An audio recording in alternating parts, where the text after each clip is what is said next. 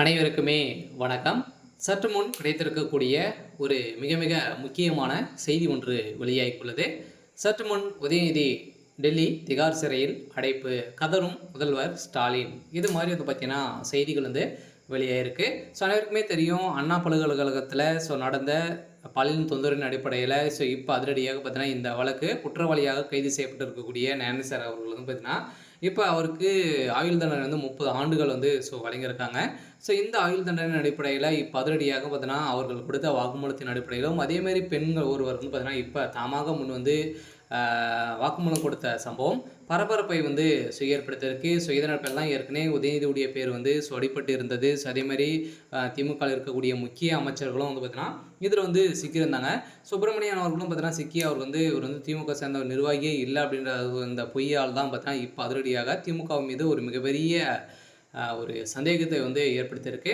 இந்த சந்தேகத்தின் அடிப்படையில் இப்போ நீதிமன்றம் அதிரடியாக பார்த்தீங்கன்னா உதயநிதிக்கு ஒரு கடிதம் அனுப்பியிருக்காங்க. இந்த கடிதத்தின் அடிப்படையில் இன்று பார்த்தீங்கன்னா உதயநிதி ஸ்டாலின் அவர்கள் பார்த்தீங்கன்னா டெல்லி திகார் சிறையில்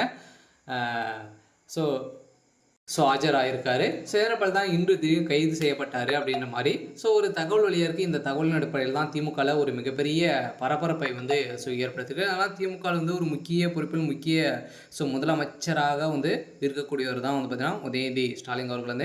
உதயநிதி ஸ்டாலின் அவர்கள் ஏற்கனவே அவர்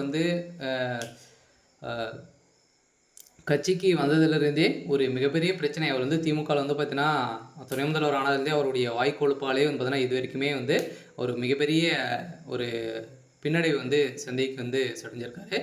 இதனால் உதயநிதியால் திமுகவுக்கும் ஒரு மிகப்பெரிய இழப்பாக தான் இருக்குது. இதன் அடிப்படையில் தான் இப்போ முதல்வர் ஸ்டாலின் அவர்கள் என்ன செய்வது அப்படின்றத தெரியாமல் இருக்காரு. சில திமுகவில் உட்கட்சி மோதலும் ஏற்பட்டிருக்கு. சில முதல்வர் யார் அப்படின்ற கேள்விக்குறியும் வந்திருக்கு. இருந்தாலுமே திமுகவில் குடும்ப அரசியல் இருக்கக்கூடிய காரணத்தின் அடிப்படையில் இப்போ உதயநிதி ஸ்டாலின் அவர்களுக்கு பார்த்திங்கன்னா ஒரு மிகப்பெரிய எதிர்ப்புகளும் வந்திருக்கு. இருந்தாலும் இந்த பாலியல் தொந்தரவின் அடிப்படையில் இப்போ ஞானேசர் அவர்கள் பார்த்தீங்கன்னா ஆஜராயிருக்காரு. இப்போ அவர் கொடுத்த வாக்குமூலத்தின் அடிப்படையில் அதிரடியாக இப்போ உதயநிதி ஸ்டாலின் அவர்கள் திகார் சிறையில் அடைக்கப்பட்டதாக ஒரு தகவல் வெளியாயிருக்கு. ஏன் அப்படின்னு பார்த்தீங்கன்னா இவர் ஏற்கனவே ஆளுங்கட்சியாக இருக்கக்கூடிய நிலையில் இவர் இது வரைக்குமே கைது செய்யப்படாமல் இருந்தார்.